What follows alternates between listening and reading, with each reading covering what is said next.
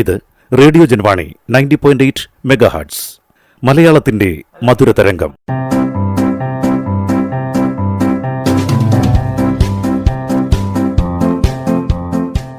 ഇപ്പോൾ വാരാന്ത്യ ലോക വൃത്താന്തം കേൾക്കാം. പ്രൊഫസർ ജെ ജേക്കബ് അവതരിപ്പിക്കുന്നു. വാരാന്ത്യ ലോക വൃത്താന്തം.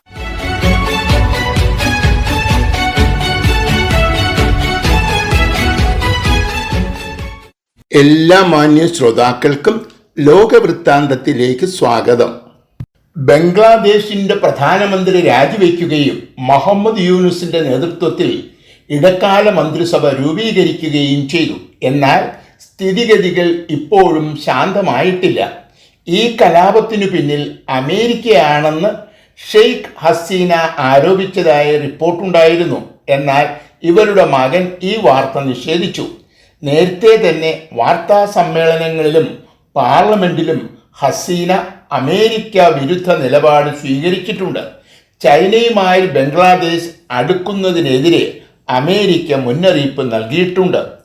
പ്രധാന പ്രതിപക്ഷമായ നാഷണൽ അവാമി പാർട്ടി തിരഞ്ഞെടുപ്പ് ബഹിഷ്കരിച്ചതുകൊണ്ടാണ് ഷെയ്ഖ് ഹസീനയുടെ പാർട്ടി തിരഞ്ഞെടുപ്പിൽ വിജയിച്ചത്. ഈ സമരത്തിന് പ്രതിപക്ഷം പിന്തുണ നൽകിയിട്ടുണ്ട്. ജയിലിലായിരുന്ന പ്രതിപക്ഷ നേതാവിനെ സമരക്കാർ മോചിപ്പിക്കുകയും ചെയ്തു. എന്നാൽ ഇത് പ്രതിപക്ഷത്തിൻ്റെ സമരമല്ല. നോബൽ സമ്മാന ജേതാവായ മുഹമ്മദ് യൂനുസ് ഒരു രാഷ്ട്രീയ പാർട്ടിയുടെയും പ്രതിനിധിയല്ല. സമരക്കാരായ വിദ്യാർത്ഥികളാണ് ഇദ്ദേഹത്തിൻ്റെ പേര് നിർദ്ദേശിച്ചത്. ഇദ്ദേഹം അമേരിക്കയുടെ ചാരനാണ് എന്ന ഒരാരോപണവുമുണ്ട്.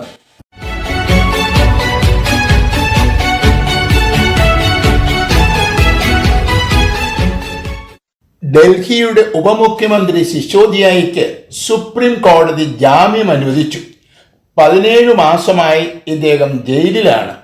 കീഴ്ക്കോടതികൾ ജാമ്യം നിരസിച്ചതുകൊണ്ടാണ് ഈ കേസ് പരമോന്നത നീതിപീഠത്തിൻ്റെ പരിഗണനയ്ക്കെത്തിയത്. കീഴ്ക്കോടതികൾ അവരുടെ അധികാരം ഉപയോഗിക്കാത്തതിൽ സുപ്രീം കോടതി അതൃപ്തി രേഖപ്പെടുത്തി. വിചാരണ കൂടാതെ പ്രതികളെ ജയിലിൽ പാർപ്പിക്കുന്നത് ഭരണഘടന പൗരന്മാർക്ക് നൽകുന്ന അവകാശങ്ങളുടെ ലംഘനമാണെന്ന് കോടതി വിലയിരുത്തി. 17 മാസങ്ങൾ കഴിഞ്ഞിട്ടും വിചാരണ തുടങ്ങിയിട്ടില്ല. വിചാരണയിൽ ഇയാൾ കുറ്റക്കാരനല്ല എന്ന് കണ്ടെത്തിയാൽ 17 മാസത്തെ ജയിൽവാസം എങ്ങനെ ന്യായീകരിക്കും? സിസോദിയയെ മാത്രമല്ല, എല്ലാ വിചാരണ തടവുകാരെയും ബാധിക്കുന്ന ഒരു ചോദ്യമാണ്. ഏറ്റവും വേഗത്തിൽ വിചാരണ പൂർത്തിയാക്കുക എന്നത് എല്ലാ വിചാരണ തടവുകാരുടെയും അവകാശമാണ്.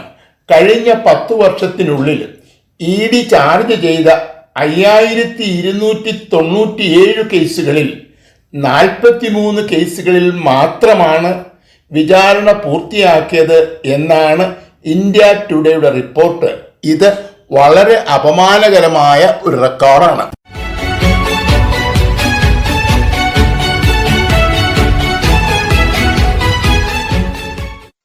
പ്രൗഢഗംഭീരമായ ചടങ്ങുകളോടെ പാരീസ് ഒളിമ്പിക്സ് സമാപിച്ചു. ലോസ് ഏഞ്ചൽസിലാണ് അടുത്ത ഒളിമ്പിക്സ്. മെഡൽ നിലയിൽ 1-ാം സ്ഥാനത്ത് അമേരിക്കയാണ്. എന്നാൽ 2ഉം 3ഉം സ്ഥാനങ്ങളിൽ ഏഷ്യൻ രാജ്യങ്ങളായ ചൈനയും ജപ്പാനുമാണ്. 8-ാം സ്ഥാനം നേടിയ ദക്ഷിണ കൊറിയയും 21-ാം സ്ഥാനം നേടിയ ഇറാനും ഏഷ്യൻ രാജ്യങ്ങളാണ്.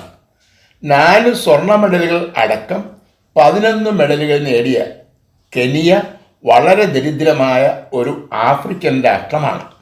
ലോക മെഡൽ നിലയിൽ 17-ാം സ്ഥാനത്താണ് ഈ രാജ്യം. പാകിസ്ഥാനും ഉത്തര കൊറിയയും മെഡൽ നിലയിൽ ഇന്ത്യയേക്കാൾ മുകളിലാണ്. 2020 ടോക്കിയോയിൽ നടന്ന മത്സരങ്ങളിൽ 1 സ്വർണ്ണ മെഡൽ അടക്കം 7 മെഡലുകൾ നേടി ഇന്ത്യ 48-ാം സ്ഥാനത്തായിരുന്നു. ഇപ്രാവശ്യം 6 മെഡലുകൾ നേടിയ ഇന്ത്യയുടെ സ്ഥാനം 71-ആയി അധപ്പതിച്ചു. ആദ്യമായി ഒരു ഒളിമ്പിക്സിൽ ഇന്ത്യയുടെ മനു ഭാക്കർ 2 മെഡലുകൾ നേടിയത് എടുത്തു പറയേണ്ട ഒരു നേട്ടം തന്നെയാണ്. എന്തുകൊണ്ടാണ് കായിക രംഗത്ത് നമ്മൾ പിന്നിലായി പോകുന്നതെന്ന് ബന്ധപ്പെട്ടവർ നിശ്ചയമായും പരിശോധിക്കേണ്ടതാണ്.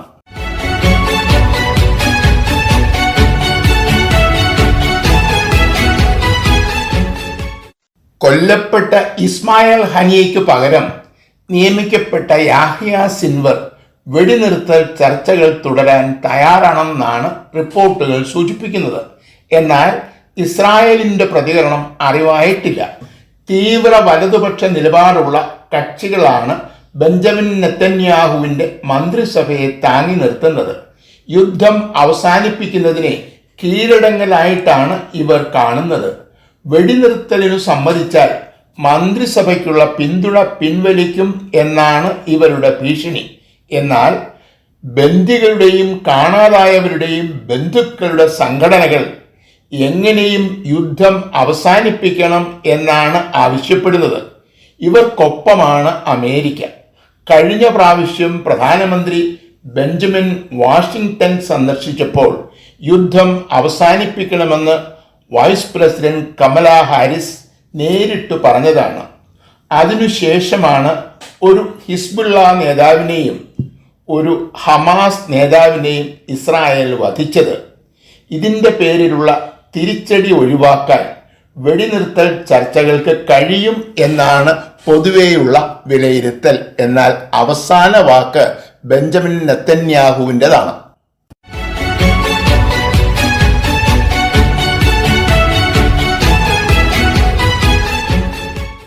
ഹമാസ് നേതാവായിരുന്ന ഇസ്മായിൽ ഹനിയ കൊല്ലപ്പെട്ടത് ഇറാനിൽ വെച്ചാണ്.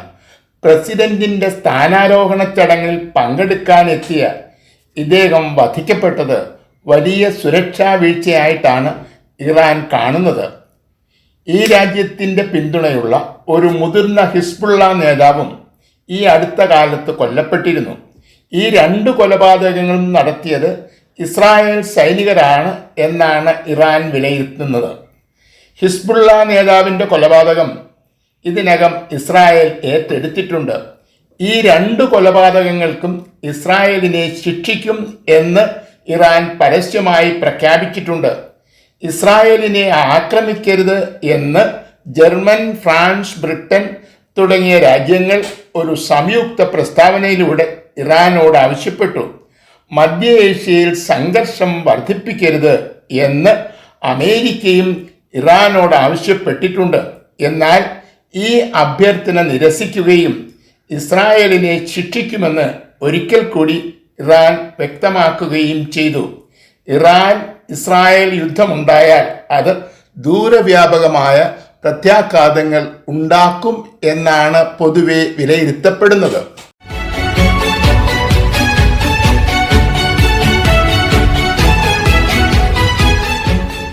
പൂർണ്ണതോതിലുള്ള റഷ്യ ഉക്രൈൻ യുദ്ധം ആരംഭിച്ചത് 2022-ലാണ്. റഷ്യയുടെ ആക്രമണങ്ങളെ പ്രതിരോധിക്കുന്നതിൽ ഒതുങ്ങുന്നതായിരുന്നു ഉക്രൈനിൻ്റെ യുദ്ധം. പോരാട്ടം ഉക്രൈനിൻ്റെ മണ്ണിലായിരുന്നു. എപ്പോൾ വേണമെങ്കിലും ചർച്ചയാകാം എന്ന നിലപാടിലായിരുന്നു റഷ്യൻ പ്രസിഡന്റ്. പിടിച്ചെടുത്ത സ്ഥലങ്ങൾ മടക്കി നൽകാതെ ചർച്ചയ്ക്കില്ല എന്ന നിലപാടിലായിരുന്നു ഉക്രൈൻ പ്രസിഡന്റ്. കഴിഞ്ഞ ചൊവ്വാഴ്ച റഷ്യയുടെ കർസക് പ്രദേശം ഉക്രൈൻ സൈന്യം പിടിച്ചെടുത്തു. ഏകദേശം 12,000 റഷ്യക്കാർ ഇവിടെ നിന്നും രക്ഷപ്പെട്ടു.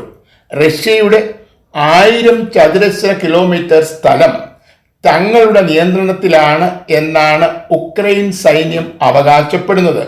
തങ്ങൾക്ക് ഈ സ്ഥലം കൈവശം വയ്ക്കാൻ താല്പര്യമില്ലെന്നും റഷ്യ ചർച്ചകൾക്ക് തയ്യാറായാൽ ഇവിടെ നിന്നും പിന്മാറാമെന്നും ഉക്രൈൻ വ്യക്തമാക്കി.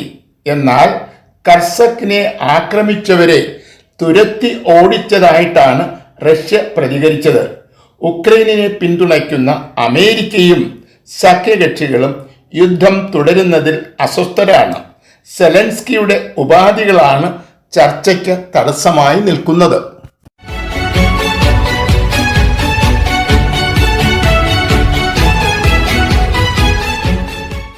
സംവാദത്തിൽ പ്രസിഡന്റ് ബൈഡന്റെ പ്രകടനം മോശമായതിനെ തുടർന്ന് മന്ദഗതിയിലായ അമേരിക്കയിലെ തിരഞ്ഞെടുപ്പ് പ്രചരണങ്ങൾ വീണ്ടും ശക്തമായി.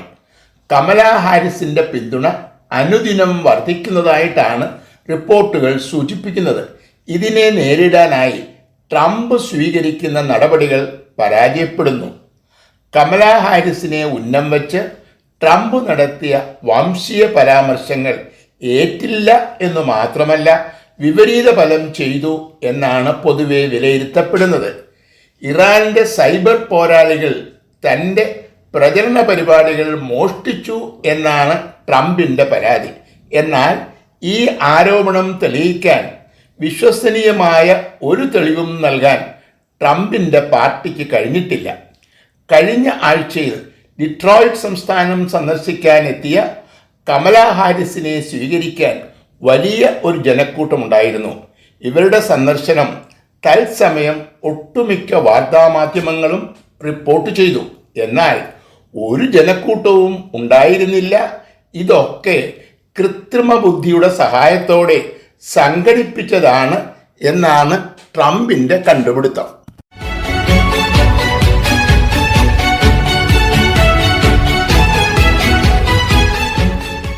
മെൽബൺ സിംഫണി ഓർക്കസ്ട്ര വ്യാഴാഴ്ച നടത്താനിരുന്ന ഒരു സംഗീത പരിപാടി മാറ്റിവെച്ചു. സുപ്രസിദ്ധ പിയാനിസ്റ്റായ ജെയ്സൺ ഹിൽഗാമിൻ്റെ പരിപാടിയാണ് മാറ്റിവെച്ചത്.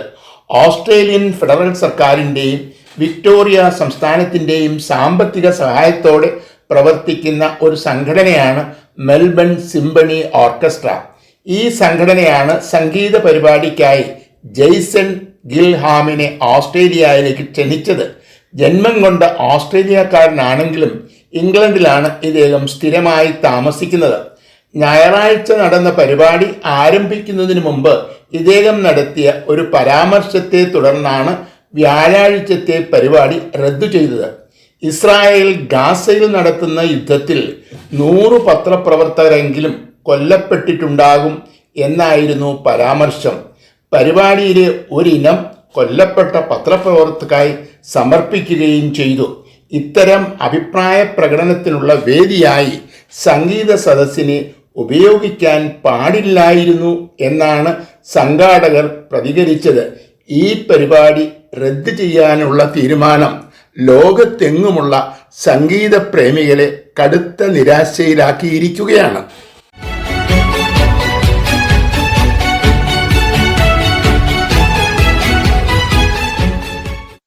തായ്ലൻഡിലെ പ്രധാനമന്ത്രി ശ്രദ്ധ താവിസിനെയും ക്യാബിനറ്റിലെ അംഗങ്ങളെയും കോടതി പിരിച്ചുവിട്ടു. ജയിൽ ശിക്ഷ അനുഭവിച്ചിട്ടുള്ള ഒരാൾക്ക് ക്യാബിനറ്റിൽ നിയമനം നൽകി എന്നതാണ് പ്രധാനമന്ത്രി ചെയ്ത കുറ്റം. ഈ നിയമനം നൽകിയതിലൂടെ ഭരണഘടന ലംഘിച്ചു എന്നാണ് കോടതിയുടെ വിലയിരുത്തൽ. 2023 ജൂണിൽ തിരഞ്ഞെടുപ്പ് നടന്നു എങ്കിലും ഒരു കക്ഷിക്കും സർക്കാർ രൂപീകരിക്കാനുള്ള ഭൂരിപക്ഷം ലഭിച്ചില്ല. ഓഗസ്റ്റിലാണ് ശ്രദ്ധ താവിസിൻ്റെ നേതൃത്വത്തിൽ ഒരു കൂട്ടുകക്ഷി മന്ത്രിസഭ അധികാരം ഏറ്റെടുത്തത്. മന്ത്രിസഭ പിരിച്ചുവിട്ടതോടെ തായ്ലൻഡ് വീണ്ടും രാഷ്ട്രീയ അനിശ്ചിതത്വത്തിലായി. കഴിഞ്ഞ ആഴ്ചയിലാണ് തിരഞ്ഞെടുപ്പിൽ ഏറ്റവും കൂടുതൽ സീറ്റുകൾ നേടിയ മൂവ് ഫോർവേഡ് പാർട്ടിക്ക് അയോഗ്യത കൽപ്പിച്ചത്. ഈ പാർട്ടി അടുത്ത 10 വർഷത്തേക്ക് തിരഞ്ഞെടുപ്പിൽ മത്സരിക്കുന്നതും കോടതി വിലക്കിയിട്ടുണ്ട്. ഭരണഘടനാനുസൃതമായ രാജവാഴ്ച എന്നാണ് തായ്ലൻഡിലെ ഭരണത്തെ വിശേഷിപ്പിക്കുന്നത്. എന്നാൽ രാജാവിനെ മുമ്പിൽ നിർത്തി പട്ടാളമാണ് രാജ്യം ഭരിക്കുന്നത്. കോടതികളും പട്ടാളത്തെ പ്രീതിപ്പെടുത്തുന്ന വിധികളാണ് നൽകുന്നത്.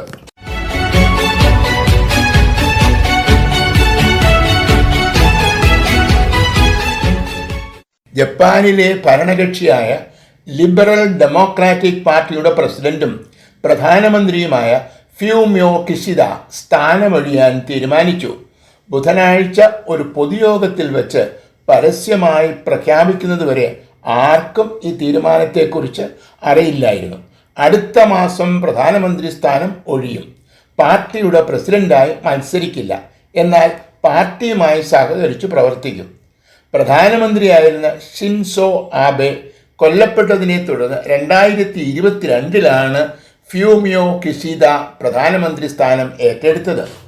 ഈ കാലയളവിൽ വിലക്കയറ്റം വർദ്ധിക്കുകയും പാർട്ടിക്കെതിരെ പല അഴിമതി ആരോപണങ്ങൾ ഉണ്ടാവുകയും ചെയ്തു. ഫ്യൂമിയോ കിഷിദയുടെ ജനപിന്തുണയിൽ കാര്യമായ കുറവുണ്ടായി. 1955 മുതൽ ജപ്പാൻ ഭരിക്കുന്നത് ലിബറൽ ഡെമോക്രാറ്റിക് പാർട്ടിയാണ്. തൻ്റെ നേതൃത്വത്തിൽ തിരഞ്ഞെടുപ്പിനെ നേരിട്ടാൽ അധികാരത്തിൽ മടങ്ങിയെത്താൻ കഴിയില്ല എന്ന് തോന്നിയതുകൊണ്ടാണ് ഫ്യൂമിയോ കിഷീദ സ്ഥാനം ഒഴിയാൻ തീരുമാനിച്ചത്. പല പ്രമുഖ നേതാക്കന്മാരും ഈ തീരുമാനം പിൻവലിക്കാൻ ആവശ്യപ്പെട്ടുവെങ്കിലും ഫ്യൂമിയോ കിഷീദ തീരുമാനത്തിൽ ഉറച്ചു നിൽക്കുകയാണ്. വാരാന്ത്യ ലോക വൃത്താന്തം.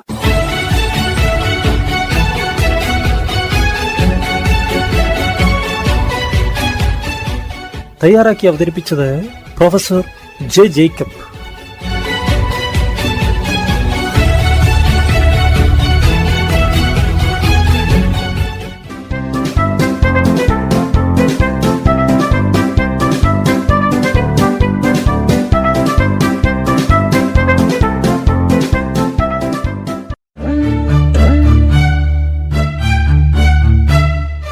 നിങ്ങൾ കേട്ടുകൊണ്ടിരിക്കുന്നത് ജൻവാണി 90.8 കമ്മ്യൂണിറ്റി FM. അറിയേണ്ടതും കേൾക്കേണ്ടതും മാത്രം.